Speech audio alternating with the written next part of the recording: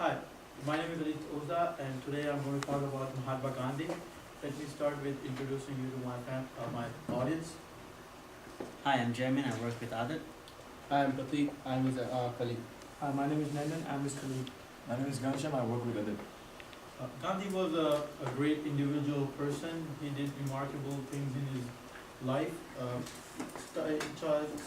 Early childhood, he was raised in a very simple and conservative family. He went abroad to study in England, London. He went to South Africa to work for 20 years and fought against racism there. He used violence and non-cooperation as his weapons against Britishers in Indian freedom movement. So today I'm going to talk about five main points of his life. One is early life, struggles in South Africa, his non-violence and non-cooperation, freedom of India, and his death. Let's start with early life. He was born in October 2nd, 1869. He was born in Porbandar, Gujarat. His full name is Mohandas Karamchand Gandhi. At the age of 13, he was married to Kasturba. She was 12 at a time. At the age of 19, he went abroad to study to become a barrister. He went to London, to University of London. After graduating there, after travelers graduating, he came back to India to find a job. He struggled finding a job, so he took a job in South Africa, where he was disrespected and insulted. He would get thrown out of the trains, asked to leave the courts, or made fun of his turban several times because of his race. He was also thrown into jail a couple of times because of that. So after getting out of jail, he started satyagraha, which is protest against racism. He used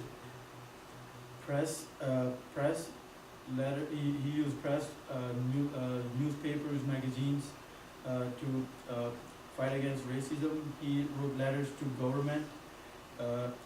He used non-violence. He chose non-violence and non-cooperation to fight against racism.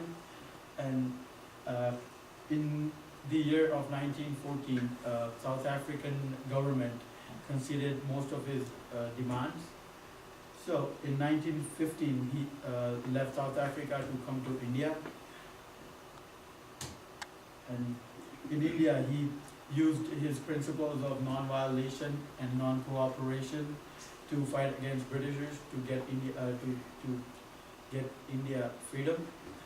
He would protest outside in roads, and he would get beaten up by police or thrown water at or tortured, but he would still not leave the place.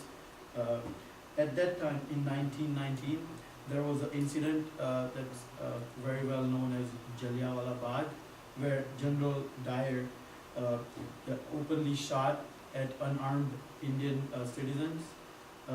They said that there were 379 casualties, but some of the private investigators said that there were way above 1,000 casualties. And even after that, he still chose non-violence over violence, and he fought against Britishers in using non-violence. He also hated the people, other Indian freedom fighters who used violence as a weapon, and he fought against them as well. He played a really big role, a major role in the freedom of India. He was the leader of Indian National Congress, which was a negotiator, pretty much a negotiator between East India Company, Britishers, and India. They keep protesting every day, and they passed a resolution that's called Quit India, and on August 15th, 1947, England had to leave. England had to leave, and India became free. So 1947, August 15th is when India became free country. Uh, in after freedom, he used to go around villages around India and just talk about importance of education and inspire them to get educated.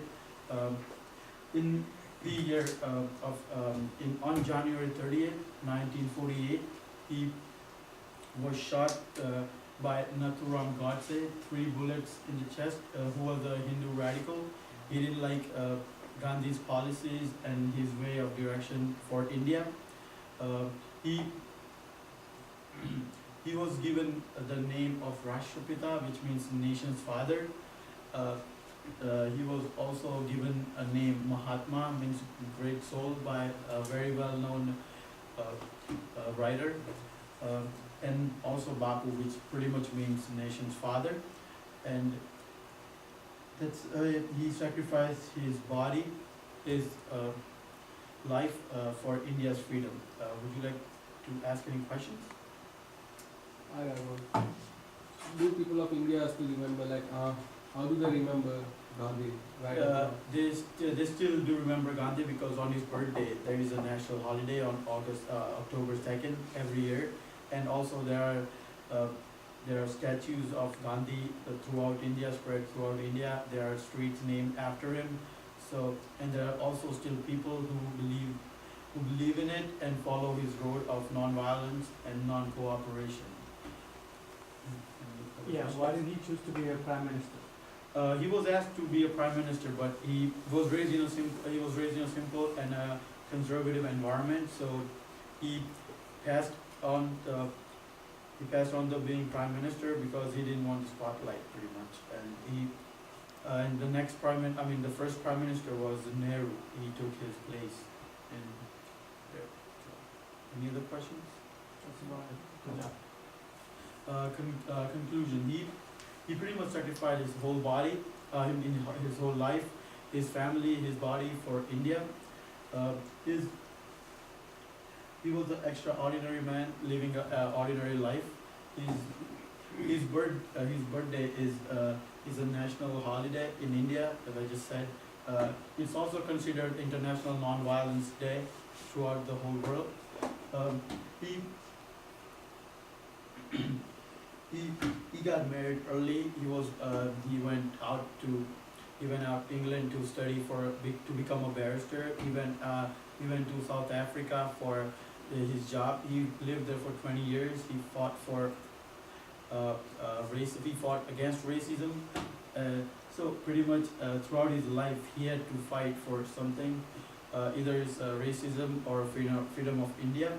He used his 2 major weapons against every person was non-violence and honesty.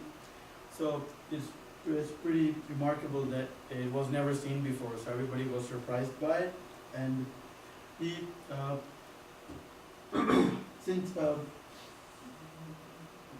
he was called father of the nation, and he's also regarded to be superior of the current prime minister.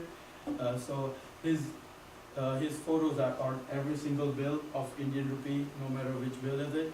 Even the new ones that came out, that also has his picture.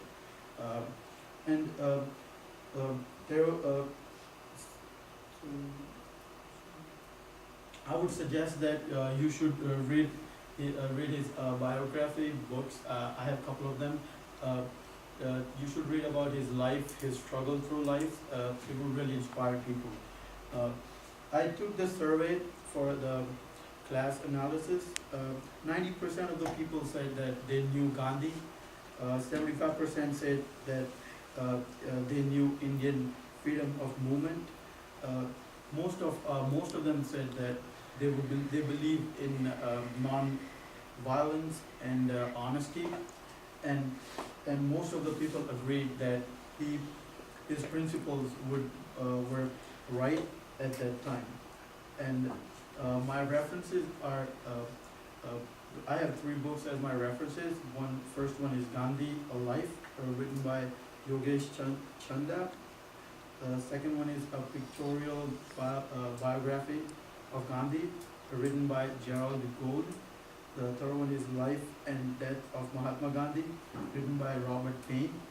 And I have a couple of I have two sites, which are Gandhi's Life in 5,000 Words. It's an online book. And I have a website which pretty much has everything about Gandhi, which is www.mkgandhi.org/main.html, and that's it. Thank you.